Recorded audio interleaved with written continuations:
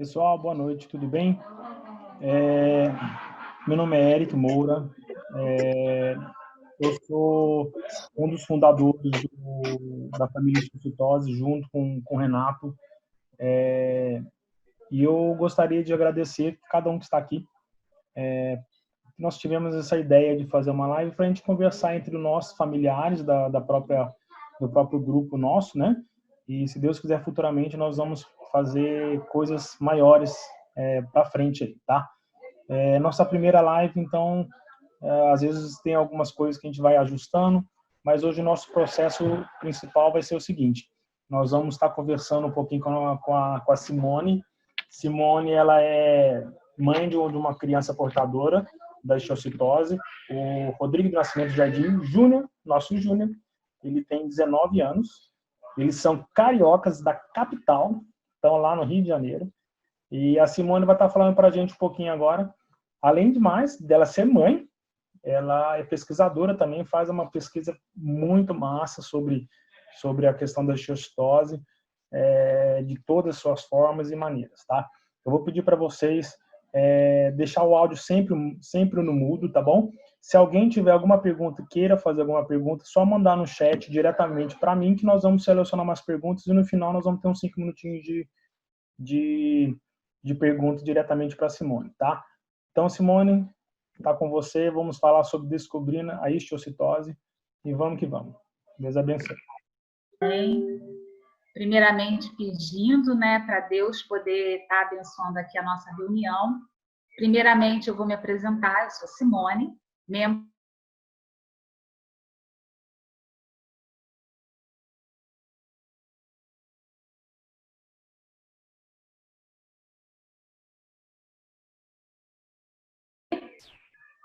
Estão me ouvindo?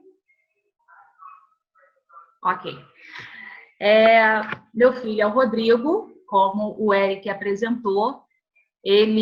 Nós descobrimos a osteocitose nele, ele tinha de 13 para 14 anos, né? Portanto, entrando ali no período de adolescência, puberal, né?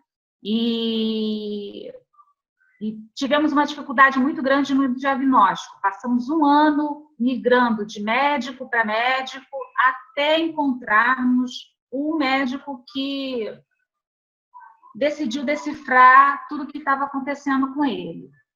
Quando nós descobrimos, já tinha um ano que a gente estava... ele já estava muito grave. A doença já tinha tomado um tamanho absurdo, né? Então, ele tinha lesões ósseas em toda a extensão do crânio, com infiltração de meninge, toda a extensão da coluna, bacia com múltiplas lesões, os rins estavam afetados, e também a parte do cérebro dele tinha microlesões, principalmente na parte do quiasma óptico, né, diretamente ligado à visão. E começamos tardiamente, primeiramente com o protocolo de vinblastine normal, o comum, né?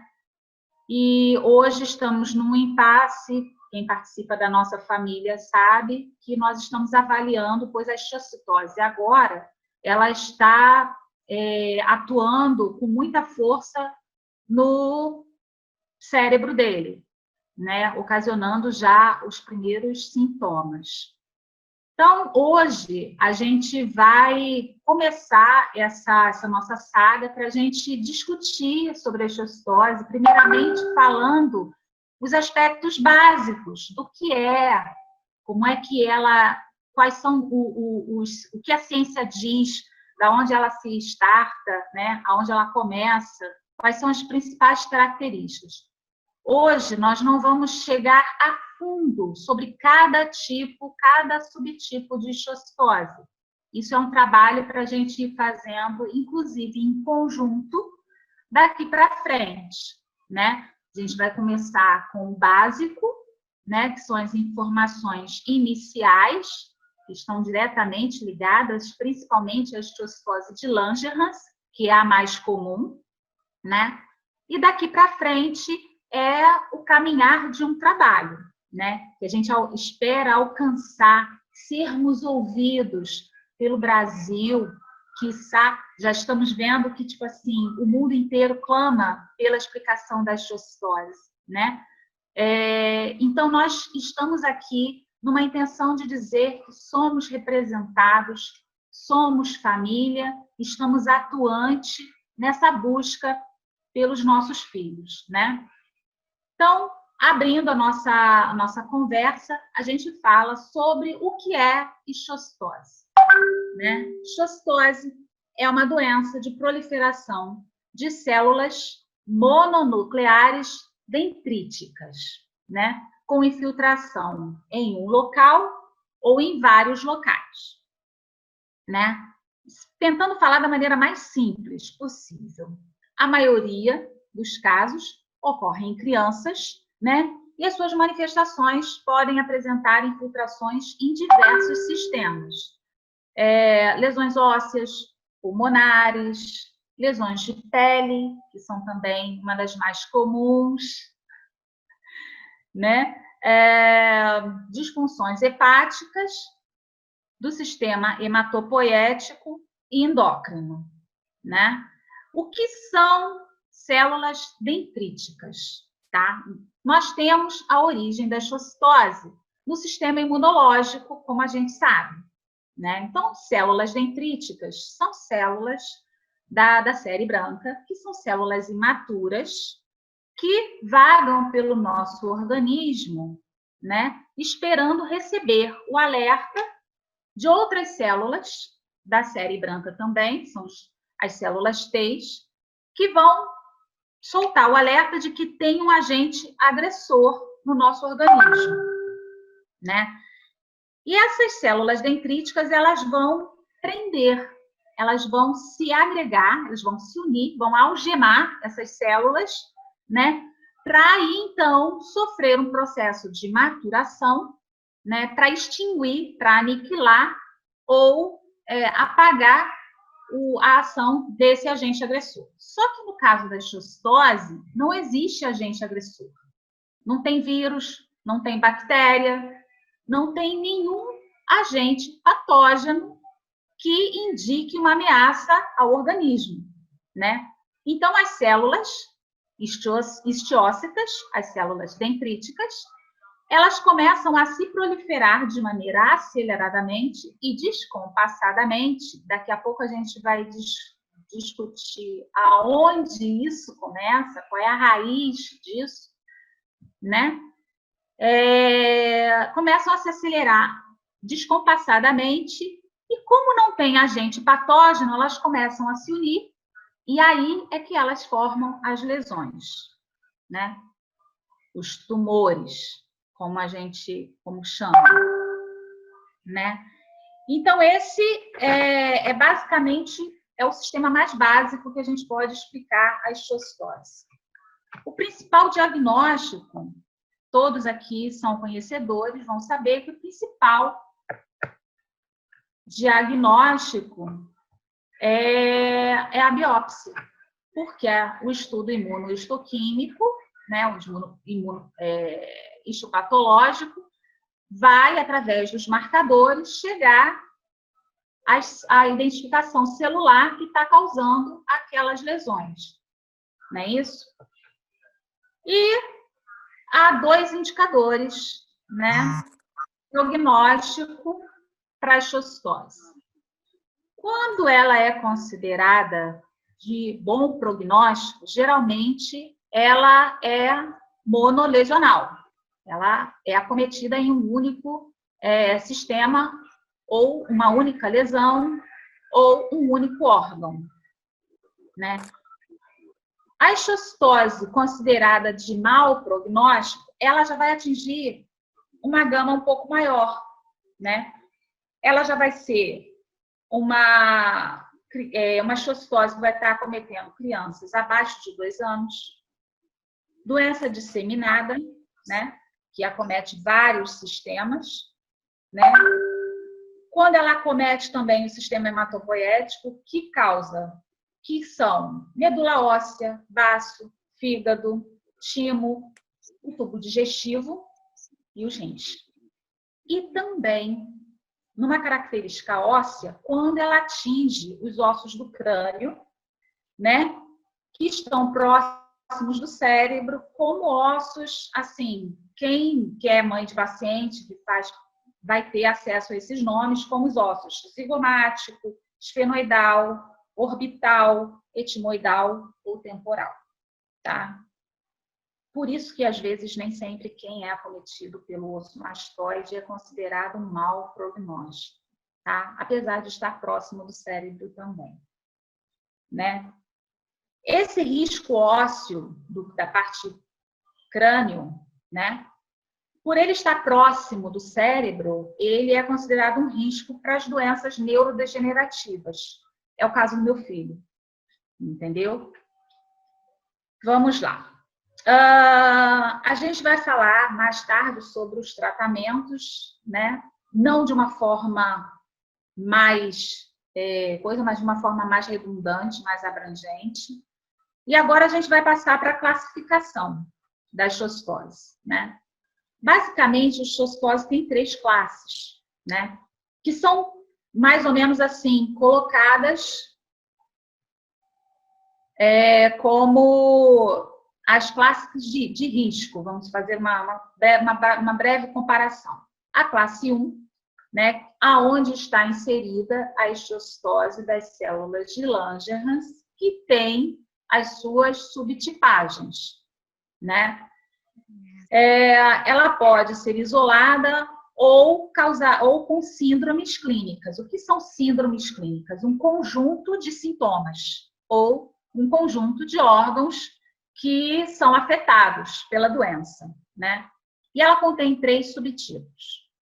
O granuloma eosinofílico, que geralmente é monossistêmico e monolesional, né?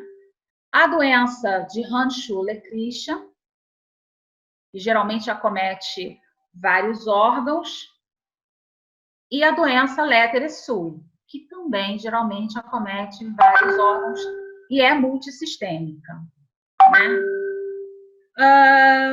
Geralmente, os pacientes multissistêmicos manifestam mais de uma dessas síndromes. Então, isoladamente, o granuloma, que geralmente é monossistêmico, ele pode ter células Langerhans, tanto Langerhans Hand-Schuller-Christian como Langerhans Letterer-Sully. Ela pode ter as 2 características no mesmo paciente, né? Por causa da sintomatologia. Passando da classe 1, nós vamos para a classe 2 e a gente passa para as histocitoses não Langerhans, né? Que são as nomenclaturas mais comuns: a histocitose de fagócitos mononucleares, a sinusal ou linfadenopatia maciça, que é conhecida como a Rosai-Dorfman normalmente, apresenta vários linfonodos inflamados e acometidos, né? Dessa classe 2, ela é a mais comum e ela, apesar dela ser de difícil diagnóstico, ela ainda é a que é mais fácil de ser diagnosticada. As outras é um diagnóstico muito difícil e bem complicado, com marcadores muito mais raros. Tem a linfohistocitose hemagofagocítica, que ela pode ser familiar ou reativa a alguma doença ou alguma coisa, né? O xantogranuloma juvenil, que acho que nós temos na nossa família um caso, né? E o retículo histocitoma. Passando daí, a gente passa para as doenças de histocitose de classe 3, que são consideradas as malignas. Elas são as que a gente não espera cruzar com elas nunca, né? A leucemia monocítica aguda, a histocitose maligna propriamente dita e o linfoma histocítico verdadeiro. Elas são mais raras também de acometer, né? Mas estão presentes na classe, nessa classe classificatória da doença, né? Agora a gente vai passar para a parte estimativa estatística. Aproximadamente, atualmente, ainda se trabalha com a classe de que 5 a 8 crianças por milhão que são acometidas por ichtiossitose. Esse número, para mim, como mãe, é um número tanto quanto relativo, quando a gente começa a verificar o número de casos que tem chegado para a gente hoje em dia. São muitos casos, né? Então, hoje, eu não considero, apesar da ichtiossitose ser considerada uma doença rara, hoje ela acomete, talvez pela facilidade de um diagnóstico, né? Um pouco maior. Hoje a medicina está um pouco mais avançada no diagnóstico da ichtiossitose, apesar de ter uma dificuldade na classe médica muito grande, porque os sintomas iniciais geralmente são muito comuns. No meu filho, começou com uma dor na escápula, né? Passando por uma dor no fêmur. Só que ele era jogador de futebol. Então, foi tratado como excesso de tratamento, ou de treinamento, né? A lesão, ela foi vista, foi trabalhada com raio-x. O médico não pediu nenhuma ressonância para ver a extensão da lesão. E foi tratada por um bom tempo com anti-inflamatórios, porque ele era desportista, estudante, né? Então, por causa dessa sintomatologia,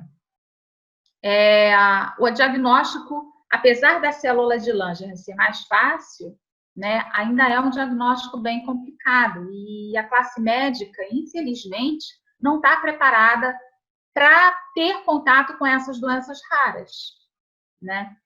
E são poucos que se especializam em doenças raras, né? Eu peguei um fato muito interessante, porque existe uma dúvida muito grande com todo mundo se a ichtiossitose ela é uma doença oncológica ou se ela é uma doença autoimune, né? Então, existe na ciência uma comprovação científica de que todos os pacientes com ichtiossitose, tá? Eles têm ativados 4 proteínas fundamentais que são ligadas diretamente à oncogênese, tá? Essas proteínas, elas estão diretamente ligadas, elas constam na linha do DNA, portanto, elas são de citação genética, né? E elas são num grupo de 4. A RAS, né? A RAF, a MEC, ou MAPK, né? E a ERK. Eu vou contar rapidamente como que elas foram descobertas e por que se começou a verificar a ichtiossitose nesse questionamento, né? Não estou dizendo que ela é câncer, dizendo que eu não sou médica, eu sou pesquisadora, tá? Deixando aqui bem claro, tá?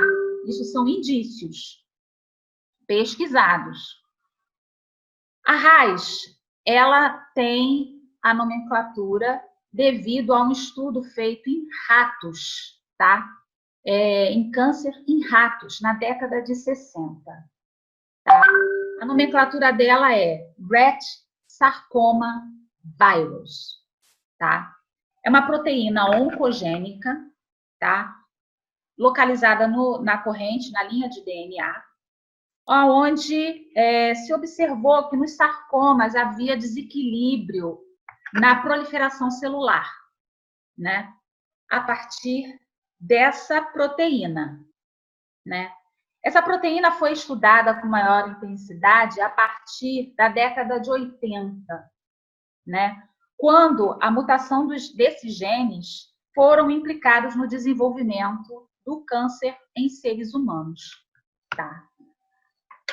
Se observou que essa proteína ela não é capaz somente de induzir o crescimento das células normais de câncer.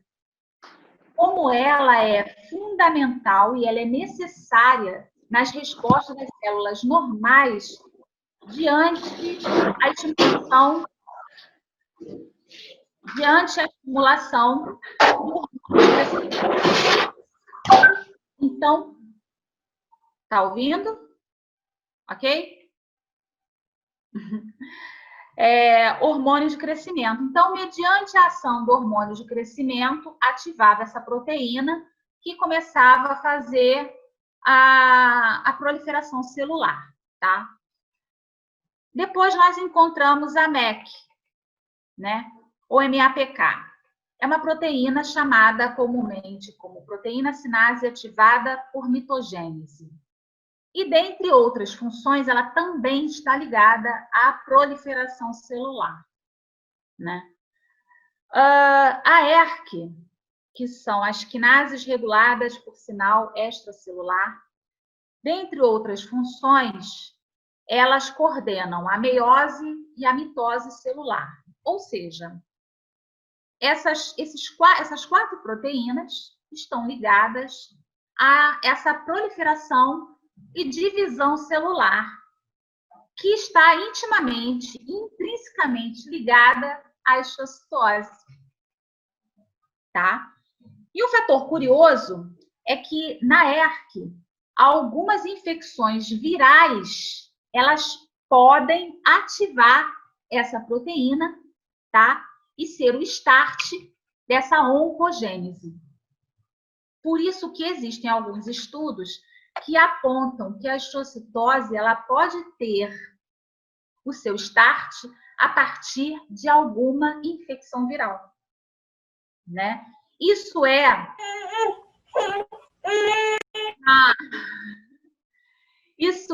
uma colocação generalizada para vocês entenderem o porquê que a ciência tem essa confusão, né? Essa divisão de linha de pensamento sobre essa questão, histocitose, doença oncológica ou autoimune, né?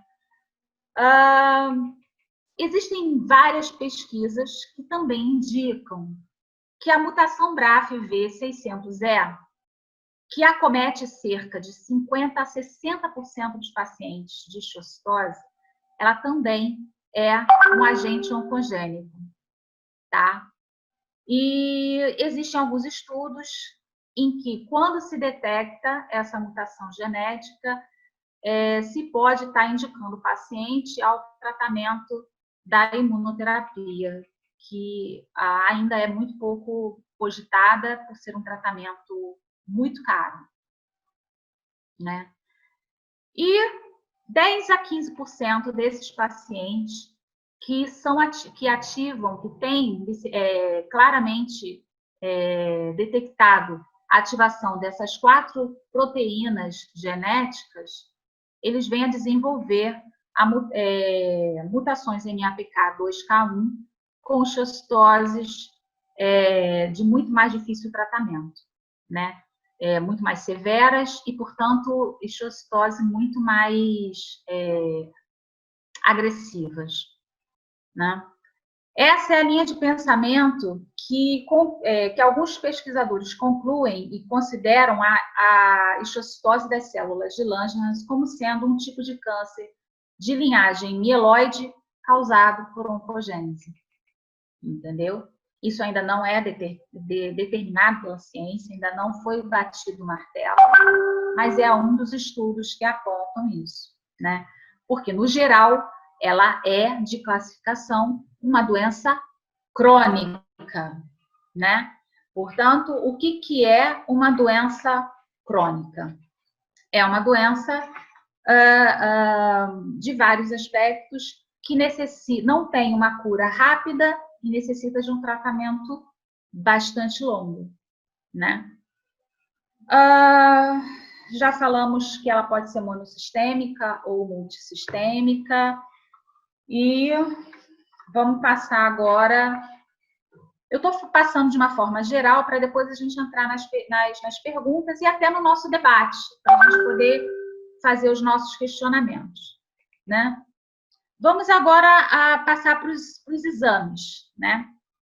Os exames, basicamente, primordial é a biópsia, com estudo histopatológico, né?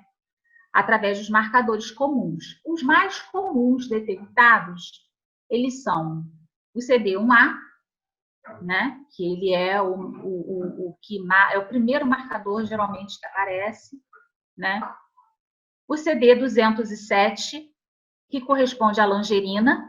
A langerina, ela é a parte extracorpórea das células dendríticas, né? Uma vez marcada, está se contestando, está se confirmando o diagnóstico de HCL, né? E o S100.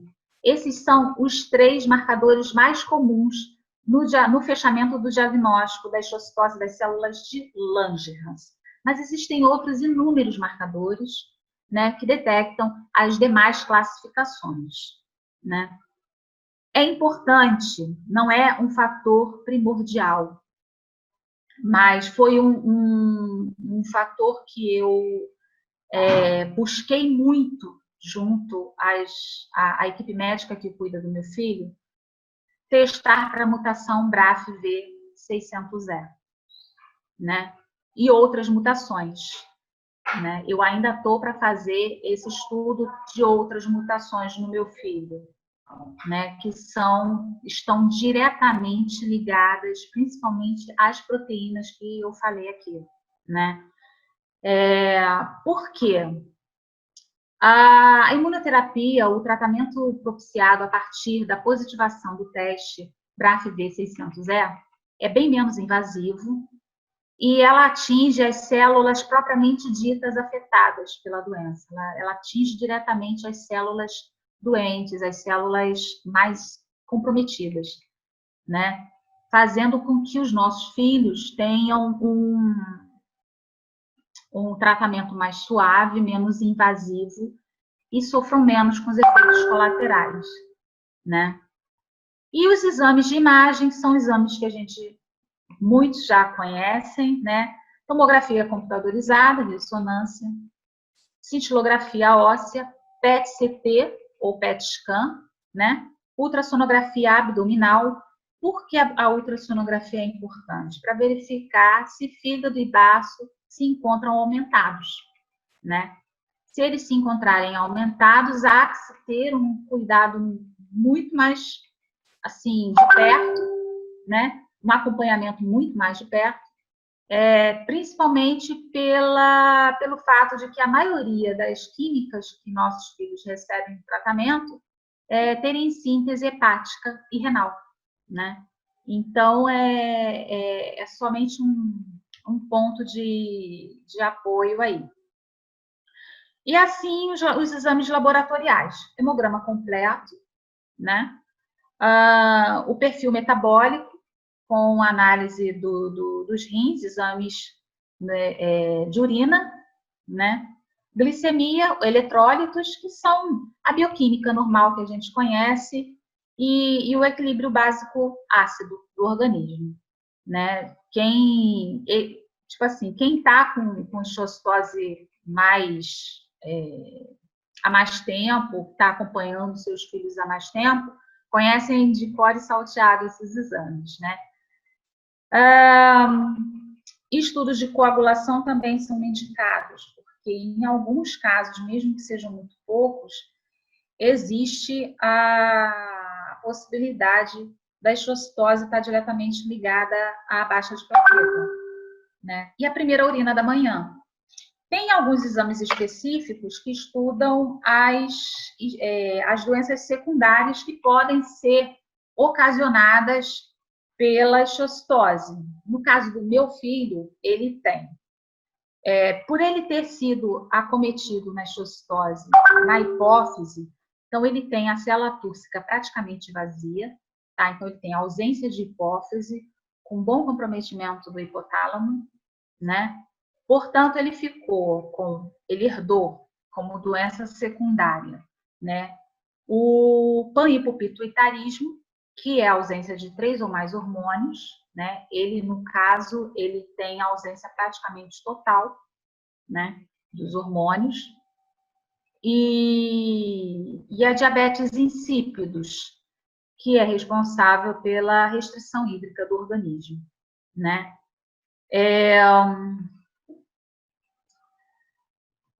Deixa eu ver se eu tenho mais alguma coisa para colocar aqui.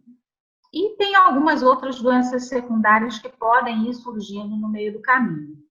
No caso do Júnior, do Rodrigo, meu filho, nós temos a possibilidade, como a doença não entrou em remissão ainda, né? A médio prazo, ele pode desenvolver, pela ausência dos hormônios sexuais e de crescimento, e a não autorização do endocrinologista de fazer a reposição hormonal desses hormônios, ele pode vir a adquirir a médio prazo tanto uma osteoporose precoce como um Alzheimer precoce, né? E agora, para a gente fechar essa parte mais técnica, né, mais assim, maçante, a gente fala sobre a cura ou remissão, que é o último item da nossa live de hoje, né, para a gente partir para o debate. É certo que se o paciente adquirir e tiver o tratamento adequado à sua esquiostose, a sobrevida global, né, é praticamente de 100%. Né? Então, ele pode viver com uma boa qualidade de vida para o resto da vida. Né? Porém, essa faixa cai quando a gente considera as sequelas que são acometidas diante da esquiostose. Ou seja, vou dar, como sempre, o exemplo do meu filho. As doenças secundárias são doenças que não vão ter cura, e ele vai ter que ter acompanhamento e tratamento para o resto da vida. Então, se a gente levar em consideração essas sequelas, essas doenças secundárias, esse número cai de 100% para 70%. Tá? A morte na esquiostose, ela é um fator raro, né? Comprovadamente, né? Nem toda morte está ligada diretamente à esquiostose. Por muitas vezes, o óbito ele está ligado às intervenções que ocorrem durante os tratamentos e que é provado cientificamente em estudos que a grande responsabilidade disso se dá aos cuidados secundários que devem ser tomados durante a administração das drogas mais pesadas, dos tratamentos mais pesados e da intercorrência de qualquer tratamento quimioterápico que eles venham a sofrer, né? Ou seja, o cuidado que a enfermagem tem em estar ligado nos mínimos sinais, né, com os nossos filhos é fundamental. Por quê? Não é a esquiostose que vai interferir no óbito desse paciente, mas são aspectos como a neutropenia, a mucosite e a manutenção do catéter, seja ele periférico ou seja ele como o port-cat, né? Então, essa morte, né, estatisticamente, ela não está ligada à esquiostose, ela está ligada diretamente, intrinsecamente ligada aos fatores secundários referentes ao tratamento, né? Porém, a recidiva, ela é comum, né? A esquiostose, ela pode hibernar, né, por meses, anos. A ciência ainda não descobriu o click on e o click off da esquiostose, né? Como ela pode recidivar para sempre, né? Essa semana nós falamos no nosso grupo sobre a remissão espontânea, né? Ela é rara, ela é muito rara, porém, ela pode acontecer sim, e geralmente ela acontece em fase adulta, né? Do nada, sem tratamento, a esquiostose simplesmente se desliga e nunca mais volta a ser acometida, né? Algumas evidências sugerem que os pacientes com mutação BRAF V600E são mais propensos a desenvolverem a recidiva, tá? Então, por isso que é importante que a gente, como mães, como responsáveis dos pacientes de osteoporose, a gente tenha acesso a essas informações para que a gente possa trabalhar em conjunto com os médicos. Isso não significa que a gente vai debater, que a gente vai brigar, que a gente vai quebrar o hospital, né? Não. Mas isso significa que a gente vai saber exatamente o caminho que tem que ser tomado e vai poder auxiliar a equipe médica, que é o meu caso, né? No tratamento das nossas crianças, né? Essa é a minha luta pessoal maior, é a busca pelo conhecimento, sabe? É a busca por essas informações e a democratização delas, né? Que se possa, que nós, como pais, mães de pacientes, possamos ter acesso a essa informação de uma forma clara, objetiva, justa e honesta, né? Essa é a minha luta, é por isso que eu luto, é por isso que eu estudo. Eu passei em passes na luta com meu filho, que já são 5 anos e meio de luta, né? Hoje o Rodrigo tem 19 anos, né? Ele está com... apesar de hoje, graças a Deus, ele ter um metabolismo bem estável, né? Ele vai ter coisas pro resto da vida, como por exemplo, meu filho, ele tem 19 anos, mas ele tem rostinho, corpinho, vozinha, atitude, pensamento de uma criança de 3. Ele parou no tempo, né? Então, a osteoporose, ela não mata.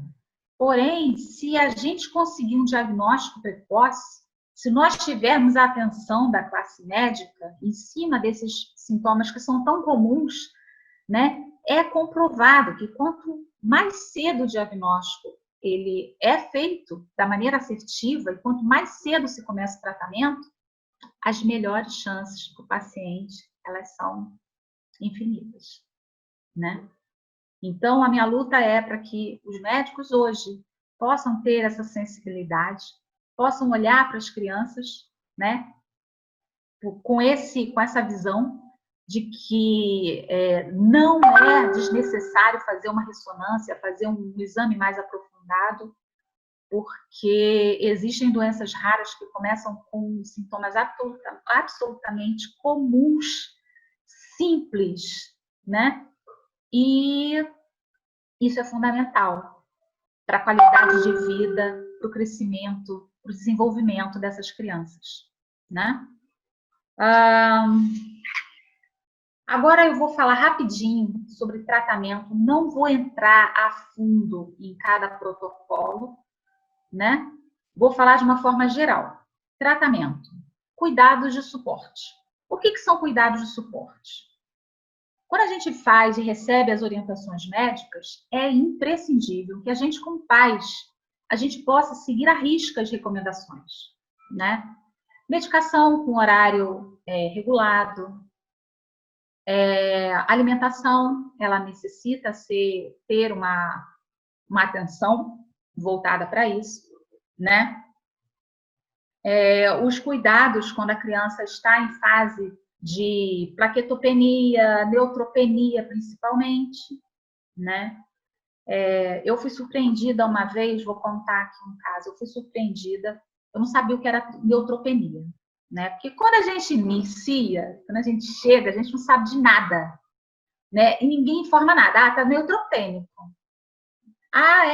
Tem que tomar cuidado. Tem que tomar cuidado, se chegar a febre 37,3, corre para o hospital, tal, não sei o que, papapá. Então, eu não sabia.